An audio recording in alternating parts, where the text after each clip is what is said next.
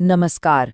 आज हम एक बहुत ही दुखद और सच कहें तो एक चौंकाने वाली खबर पर बात करने वाले हैं। ये खबर है महाराष्ट्र के उप मुख्यमंत्री अजीत पवार के बारे में, जिनका एक विमान हादसे में अचानक निधन हो गया। तो इस पूरी घटना को समझने के लिए ये बहुत ज़रूरी है कि हम सिर्फ तथ्यों पर, यानी कि जो वेरीफाइड जानकारी है उसी पर टिके रहें। जैसा कि हमारे सोर्स में भी साफ साफ कहा गया है कि आज हम बात करेंगे महाराष्ट्र के उप मुख्यमंत्री अजीत पवार के प्लेन क्रैश और उनके निधन की असली खबर और वेरीफाइड तथ्य के साथ। तो सवाल ये उठता है कि आखिर उस दिन हुआ क्या था। चलिए सबसे पहले इस जानलेवा हादसे की जो असल कहानी है उसे समझने की कोशिश करते हैं।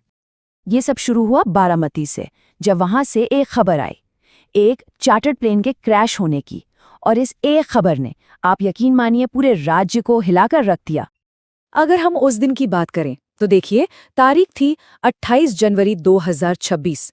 बारामती एयरपोर्ट के पास एक चार्टर प्लेन क्रैश हो जाता है और इस हादसे में अजीत पवार के साथ साथ 4 और लोग भी थे जिनकी जान चली गई। कुछ ही देर में अधिकारियों ने भी ये बात कंफर्म कर दी कि इस क्रैश में कोई नहीं बच पाया था। सिर्फ एक नंबर, 5।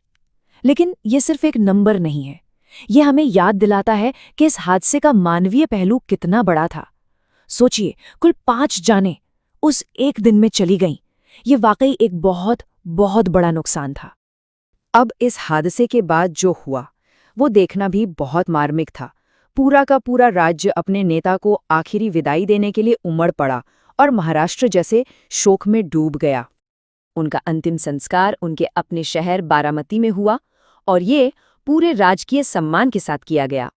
वहां का माहौल कुछ ऐसा था कि हजारों की तादाद में उनके चाहने वाले, उनके समर्थक मौजूद थे। देश के बड़े बड़े नेता भी उन्हें आखिरी सलाम करने पहुंचे थे।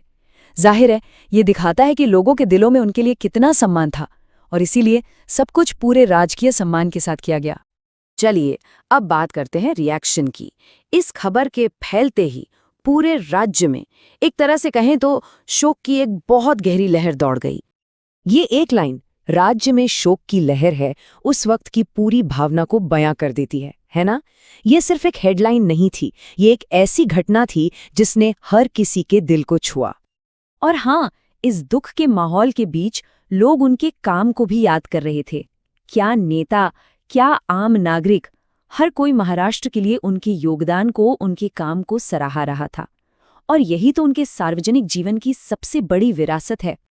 तो अब ये सब एक बहुत बड़े सवाल पर आकर खत्म होता है। वो सवाल ये है कि अजीत पवार का यूं अचानक चले जाना महाराष्ट्र की राजनीति पर क्या असर डालेगा। जाहिर है, इसका जवाब तो खैर वक्त ही देगा, लेकिन हाँ, इस पर सोचना और विचार करना बहुत जरूरी है।